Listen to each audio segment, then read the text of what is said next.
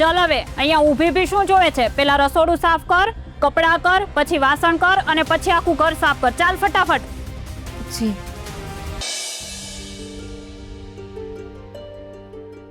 હું મારું ગિલ્ટ છુપાવવા માટે કોઈની પણ સામે જવાનું ટાળું છું. મેં મારી જાતને એટલી બિઝી કરી નાખી છે કે જે કંઈ પણ થયું છે એના વિચારો મારા મગજમાં ના આવે. પણ એક સેકન્ડ માટે પણ ફ્રી થઉં છું તો એ જ વિચારો મારા મગજની સામે આવે છે. અપરાધી ભાવ મારી અંતરાત્માને કોરી ખાય છે. આમાંથી બહાર ક્યારે આવીશ ને કેવી રીતે આવીશ કંઈ જ સમજાતું નથી. ખબર નહીં મારો મિસ્ત્રી શું કરતો હશે. એ મને યાદ પણ કરતો હશે કે નહીં. પણ હું તો તને બહુ જ મિસ કરું છું મિસ્ત્રી. તારી પરિસ્થિતિ હું સમજી શકું છું. તારી મને મળવાની ઈચ્છા તો હશે, પણ તું મજબૂર છે. તને પરિવારના બંધનો નડે છે. તું મારા વિશે કેવું વિચારતી હોઈશ? બાળકનું સપનું તો આપણે બંને મળીને જોયું હતું ને. પણ પરિસ્થિતિ એવી આવીને ઊભી છે કે મારી ઈચ્છા હોવા છતાંય હું કંઈ નથી કરી શકતો. પણ મિસ્ત્રી, તું ટેન્શન ના લઈશ. હું આપણા બાળકનું પૂરતું ધ્યાન રાખીશ. એના પોષણમાં કોઈ વસ્તુની અછત નહીં રહેવા દો. એના માટે જેટલું પણ જરૂરી હશે એ બધું જ કરીશ. તું હંમેશા બધું એકલા જ કરતી આવી છે. મને સતત એ જ વિચાર આવે છે કે તું એકલી બધું કેવી રીતે કરી લે છે. આજે ડૉક્ટરે ભલે તને આશરો આપ્યો હોય, પણ હું મારી ખાલી ડબ્બીને બહુ સારી રીતે ઓળખું છું. એ સ્વાભિમાની છે. આજ સુધી એને જ બીજા માટે કર્યું છે. કોઈ એના માટે કંઈક કરે એને જરાય પસંદ નથી. પસંદ ના હોવા છતાંય હું કોઈના ઉપકાર હેઠળ દબાઈ ગઈ છું. અને મારે દુનિયાની સૌથી બેસ્ટ માં બનવું છે, અને એના માટે હું ગમે તે કરવા તૈયાર છું. મારી રાધા કોઈના ઉપકાર નીચે દબાઈને જીવે એ કોઈ કાળે શક્ય નથી. હે ભગવાન, આવી પરિસ્થિતિમાં રાધા પોતાને અને મારા બાળકને કેવી રીતે સાચવશે એનું ટેન્શન મને સતત રહે છે. આખી રાત ઊંઘ નથી આવતી. મન તો એવું થાય છે કે પહેલાની જેમ રાધા પાસે જઈને બધું જ કહી દો. પણ એક વાત છે જેનો ડર મને રહે છે. પહેલાની વાત જુદી હતી. હવે અમારી બંને વચ્ચે બહુ મોટી તિરાડ આવી ગઈ છે. મને તો ભવિષ્યને લઈને બહુ ચિંતા રહે છે. પરિસ્થિતિ અમારી કેટલી પરીક્ષાઓ લેશે. પરિસ્થિતિ મારી કેટલી પણ પરીક્ષા લે, પણ મને મારા ભગવાન પર ભરોસો છે. એ મને ક્યારેય હારવા નહીં દે. દરેક પડકાર ઝીલવાની મને શક્તિ આપશે. બાળકના જન્મ પછી રાધા મને એને મળવા દેશે કે નહીં?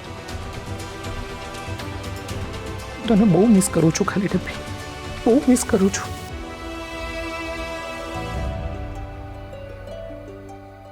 હું પણ તને બહુ મિસ કરું છું મિસ્ત્રી. તારે આવું નહોતું કરવું જોઈતું.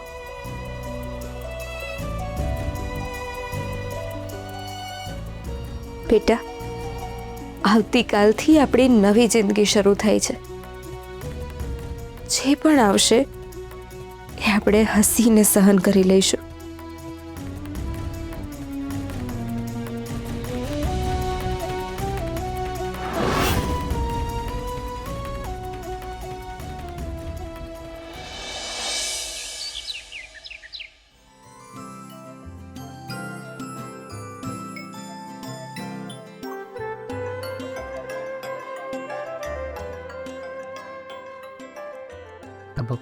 Good morning mummy. Good morning Krish.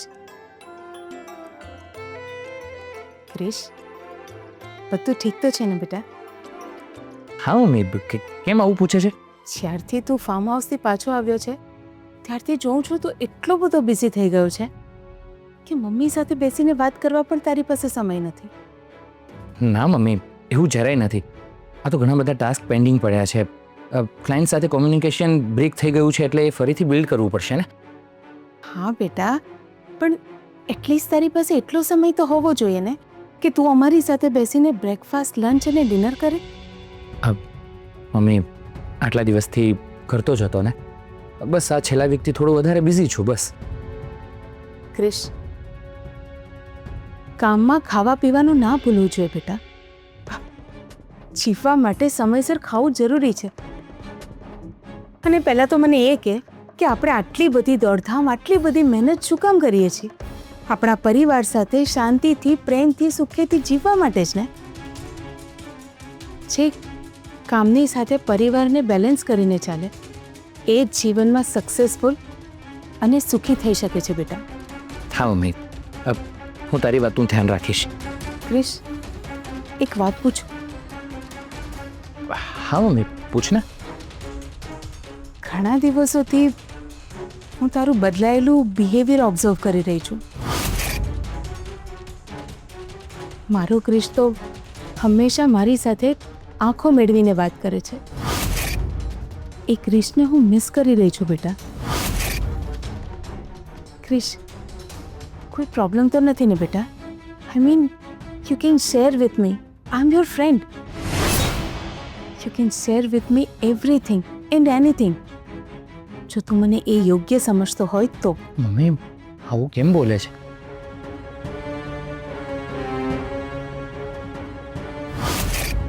Farm હાઉસમાં જે મારાથી ભૂલ થઈ છે એ જો મમ્મીને ખબર પડશે તો એ તૂટી જશે.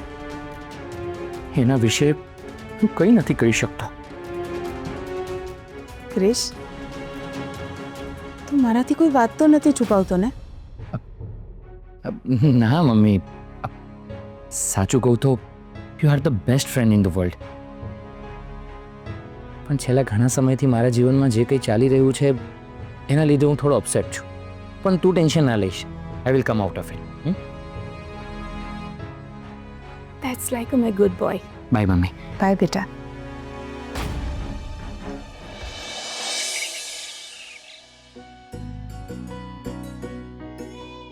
થેન્ક્સ.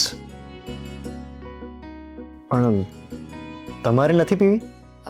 ના ના, વધારે પીવાઈ જાય છે તો એસિડિટી થઈ જાય છે. યસ, આવા સમયમાં આવું બધું થતું હોય છે.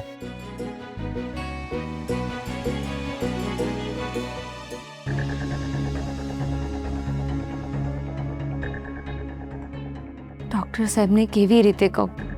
ગઈકાલે તો હું મંદિરનું બહાનું બનાવીને ગઈ હતી. હવે આજે શું કરું? શું થયું? કંઈ પ્રોબ્લેમ છે? ના ના, પ્રોબ્લેમ કંઈ નથી. મારે બસ તમને એમ કહેવું હતું કે તમે મને જે ઇન્જેક્શન આપો છો ને એનાથી વોમિટિંગ સાવ બંધ થઈ ગઈ છે. અરે વાહ, આ તો બહુ જ સારી વાત છે. હા, અને હવે એકદમ ફ્રેશ ફીલ થાય છે. ગ્રેટ. મને મોડું થાય છે. હવે મારે ગમે તે રીતે અહીંથી નીકળવું પડશે. મારે તમને એક વાત કહેવી હતી. બોલો ને. મેં તમને કહ્યું હતું ને કે હું મારા અને મારા બાળક માટે કંઈક કરવા માંગુ છું. હા. ગઈકાલે જ્યારે હું મંદિરે ગઈ ને ત્યાં મને એક બહેન મળ્યા અને વાતમાં ખબર પડી કે એ ગૃહ ઉદ્યોગ ચલાવે છે. જરૂરિયાતમંદ સ્ત્રીઓને કામ આપે છે. તો મેં એમને મારા વિશે પૂછ્યું અને પછી એમને મને. પણ એની શું જરૂર છે? એટલે હું છું ને. હું કામ કરીશ તો મને સારું લાગશે. અને આમ પણ ત્યાં બેઠા બેઠા જ કામ કરવાનું છે. એવું સ્ટ્રેસ પડે એવું કોઈ જ કામ નથી. પ્લીઝ કરવા દો ને. મને ખબર છે કે હું ના કહીશ તો પણ તમે મારી વાત માનવાના નથી. પ્લીઝ માની જાઓ ને. ઠીક છે, પણ તમારું અને તમારા બાળકનું ધ્યાન રાખીને કામ કરજો. અને કાંઈ પણ તકલીફ થાય તો મને કોલ કરજો, હું તાત્કાલિક ત્યાં આવી જઈશ. અને હા, મેં તમારું અને શામવીનું જમવાનું બનાવીને રાખ્યું છે. બસ જમતી વખતે ગરમ કરી લેજો. હવે હું જાઉં, મને મોડું થાય છે. અને હા, thank you so much. You welcome. એક minute. All the best. Thank you. Bye. By.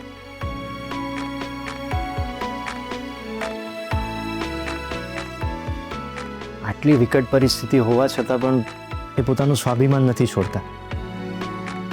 Radha મેડમના જીવનમાં આટલી બધી તકલીફો છે, છતાં પણ એમના મોઢા પર હંમેશા સ્માઇલ હોય છે. શૌર્ય, કિયારા કેમ નથી આવી?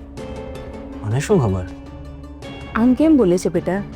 એ તારી પત્ની છે, તારે એનું ધ્યાન રાખવાનું હોય ને. મમ્મી, એ પોતાનું ધ્યાન રાખવા માટે સક્ષમ છે. ઓકે, એક મિનિટ. ઘરનું એક મેમ્બર ભૂખ્યું હોય અને આપણે બધા ખાઈ લઈએ, એ મારા ઘરના સંસ્કાર નથી.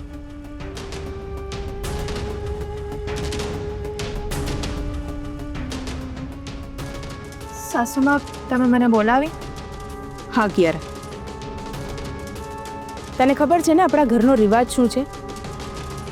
આપણે બધા ભેગા મળીને જમીએ છીએ. મને ઈચ્છા પણ નથી અને ભૂખ પણ નથી. તારી ઈચ્છા કેમ નથી એ હું બહુ સારી રીતે જાણું છું, પણ ગમે તે થઈ જાય ત્યારે બધા સાથે બેસીને ખાવું તો પડશે જ. કેમ સાસુમાં? કેટલાય દિવસથી ક્રિશ પણ આપણી સાથે નથી જમતો. એને કેમ કોઈ કશું નથી કહેતું?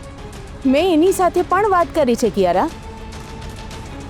અરે હું તો બસ એટલું ઈચ્છતી હતી કે જેમ ઓફિસના કામમાં તું હોશિયાર છે, એમ ઘર સચવવામાં પણ તું હોશિયાર બને.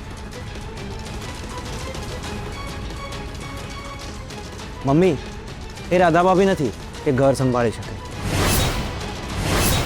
એક્સક્યુઝ મી શૌર્ય, મારી કમ્પેરિઝન પેલી રાધા સાથે ના કરીશ.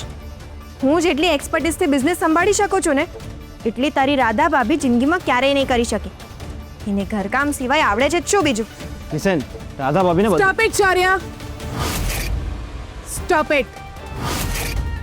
એ ચરિત્રહીન છોકરીની વાત મારા ઘરમાં કોઈએ નથી કરવાની. તે મેં પહેલાં પણ કહ્યું છે અને આજે ફરીથી કહું છું, જો એ છોકરીની વાત આ ઘરમાં કોઈએ પણ કરી છે તો એ હું ચલાવી નહીં લઉં. કિયારા, બેસ. શૌર્ય, શૌર્ય! જવા દે એને.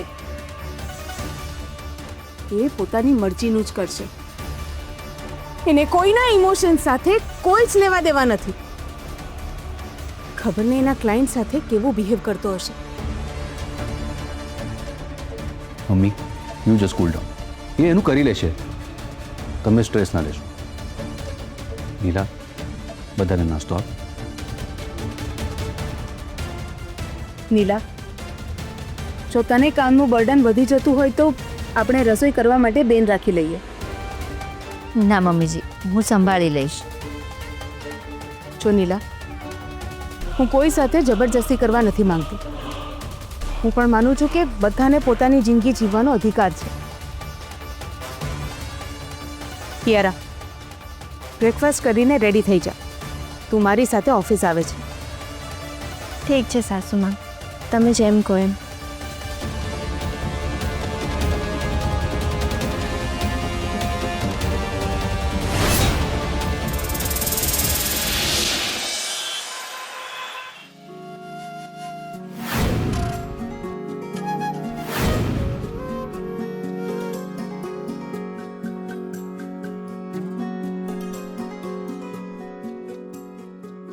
થેન્ક યુ ભગવાન, મને આ કામ અપાવવા માટે.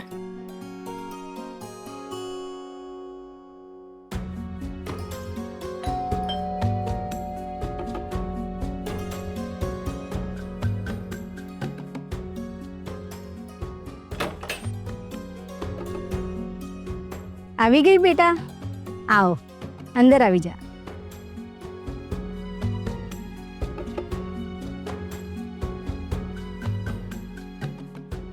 જય શ્રી કૃષ્ણ માસી. જય શ્રી કૃષ્ણ બેટા. ભગવાન તને હંમેશા ખુશ રાખે. મમ્મીજી, પેલી નવી કામવાળી આવી ગઈ કે? હા, આવી ગઈ. જય શ્રી કૃષ્ણ બેન. જો હું તને પહેલા જ કહી દઉં છું, અહીંયા કામમાં કોઈ બહાનું નહીં ચાલે. સમયસર આવવાનું, હું જેટલું કહું એટલું મૂંગા મોઢે કરવાનું, મારી સામે તો બિલકુલ નહીં બોલવાનું. સમજાયું તને? મમ્મા, મને ખાવાનું આપને, બહુ જોરથી ભૂખ લાગી છે. હા બેટા, તું તારા રૂમમાં જા, હું ત્યાં જ જમવાનું લઈને આવું છું. ઓકે.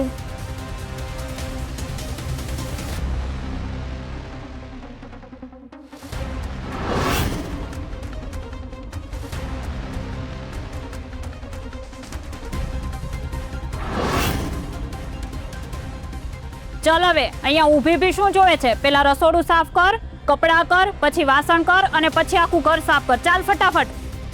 જી.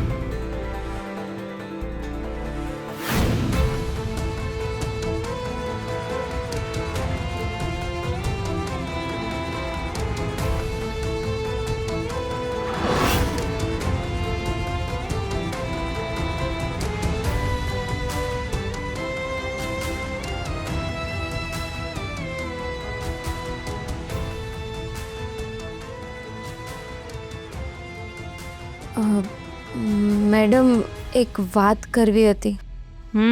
તમારી પરવાનગી હોય તો હું 1 મિનિટ વોશરૂમ વોશરૂમ? હા, ખબર નહીં કેમ પણ આજે વારંવાર વોશરૂમ. સ્ટાફ માટે અહીંયા કોઈ વોશરૂમ નથી. હજી આવીને થોડી વાર નથી થઈ અને એને તરત વોશરૂમ જવું છે? કામ કરવાના કોઈ બહાના નહીં બતાવ. જા ફટાફટ કામ બતાવ. પણ મેડમ,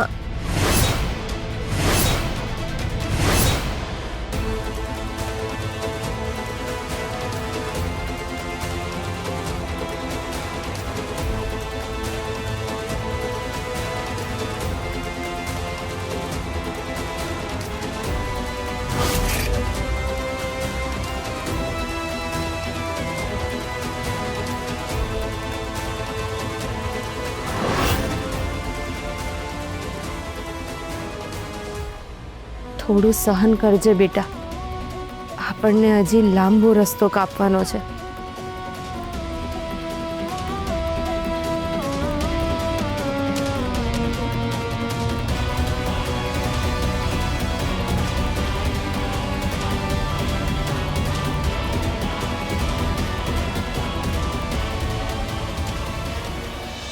કિયારા, કિયારા, કિયારા.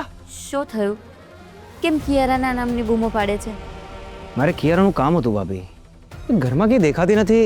ક્યાંય બહાર ગઈ છે? હા, ઘરમાં કોઈ જ નથી એ વાતનો ફાયદો ઉઠાવીને એ ધનરાજને જ મળવા ગયો છે. હવે મારે ગમે તે રીતે એ જાણવું પડશે કે એ બંને વચ્ચે કનેક્શન શું છે. ક્યાં જાય છે તું? ભાભી, મને ખબર છે કિયારા ક્યાં ગઈ છે. મારે એને રંગે હાથ પકડવી છે. તો એના માટે તારે ઓફિસે જવું પડશે. વોટ? ઓફિસ? હા, શૌર્ય, આપણે ભલે ક્રિશને કિયારાથી દૂર રાખવા માટે કિયારાને ઓફિસ જતા રોકવાના પ્રયત્નો કર્યા, પણ કિયારા આપણાથી પણ ચાલાક નીકળી. એ દિવસે રાત્રે જાણી જોઈને પીને આવી, જેથી મમ્મીજીને ટેન્શન થાય. અને મમ્મીજીએ ચેલેન્જ આપી હતી ને કે કિયારા ઓફિસના કામમાં જેટલી એક્સપર્ટ છે ને એટલી જ ઘરના કામમાં પણ એક્સપર્ટ છે.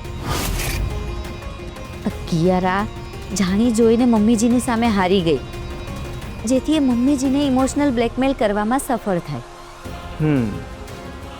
એટલે મમ્મીએ જ એને ઓફિસે બોલાવ્યા છે. હા. ડોન્ટ વરી ભાભી, તમે ટેન્શન ના લેશો. હું કિયારાને ઓફિસમાં પણ ફાવવા નહીં દઉં.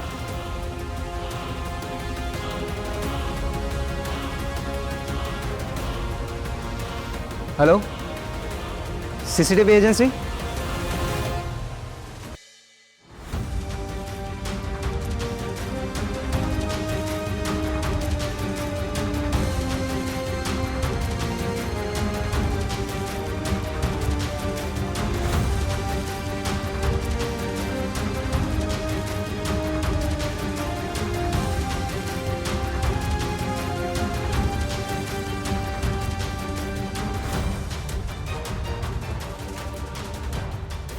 કામ પતાવ ફટાફટ, હજુ કેટલાય કામો બાકી છે.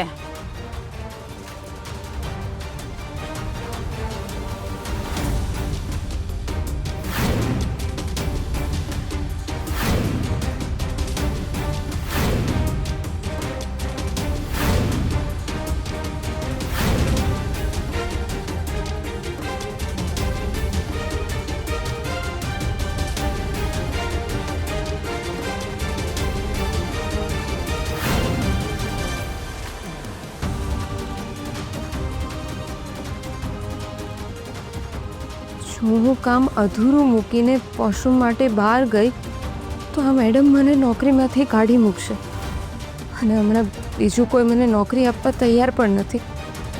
હું શું કરું?